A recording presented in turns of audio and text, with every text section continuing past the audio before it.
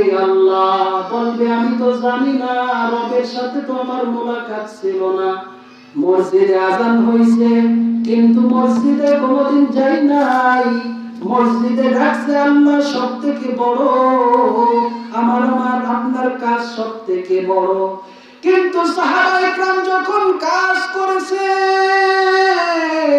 কুরআনটা মাথায় নিয়েছে, এমন সময় আল্লাহু আকবারের ধ্বনি এই কুরআনটার সামনে আসে নাই, কুরআনটা পিছের দিক দিয়ে ছিঁড়ে দিয়েছে। যদি আল্লাহ সবথেকে বড় হয় তাহলে আমার কাজটা বড় হয়ে যাবে। কুরআনটা পিছের দিক দিয়ে ফেলে দিছে, আমার আল্লাহ সবথেকে বড়। ঠিক কিনা বলেন? তোমার রব কি আল্লাহ? আমার দিনুকা, তোমার দিন কি? দিনিয়াল ইসলাম। তুমি তো ইসলাম সম্পর্কে তো কিছু জানো না, ইসলামের বিরোধিতা করেছো। যেখানে মাহফিল হয়েছে বলছো সে মাহফিল হবে না। ঠিক কিনা? এখানে মাহফিল হবে না, কিন্তু গ্রামে গানের মঞ্চে দেখবেন টাকা দিয়া উৎসাহ করে, কিন্তু মাহফিল হইলে দেখবেন বাধা আসে, মাহফিল হবে না। যে তোমার দিন কি ইসলাম যদি বলতে না পারে, ওমান নাবিয়ুকা, তোমার নবীকে বলবে আমি কিছু জানি না, হালা আদরি, আমি কিছুই জানি না, আমি কিছুই জানি না। আল্লাহ তাআলা রব্বুল আলামিন বলবেন ওরে কবরের মাটি, এই বান্দাকে দুনিয়াতে আমি কত সাল দিয়েছি,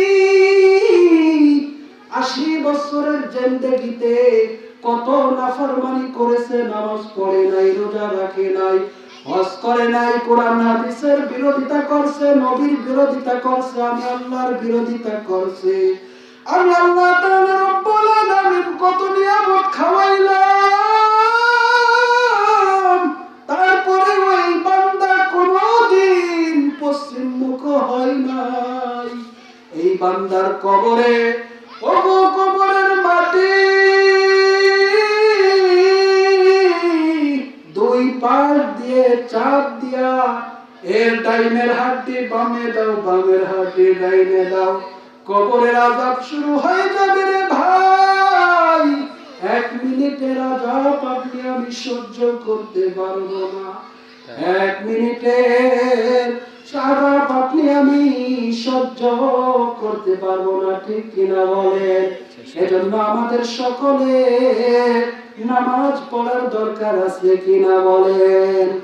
প্রথম বলেছিলাম যে সাকুরিয়া ভাই 60 ধরতে গেছে।